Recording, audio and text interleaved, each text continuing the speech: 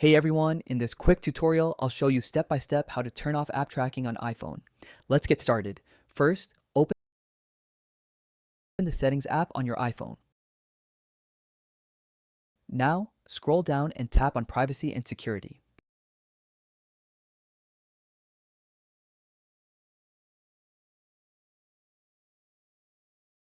In the Privacy and Security menu, look for Tracking and tap on it. Here you'll see the Allow Apps to Request to Track option at the top with a toggle switch.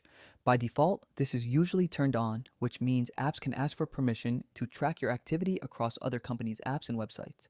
Tap on the toggle switch to turn it off. The switch will turn gray, indicating that tracking requests are now disabled. Once disabled, apps will no longer be able to ask for permission to track you. All existing permissions will also be removed. Your data will remain private, and advertisers won't be able to follow your activity across different apps and websites. This helps protect your personal information and browsing habits. You'll notice that apps can no longer display that tracking permission pop-up when you first open them. Your iPhone will automatically deny all tracking requests.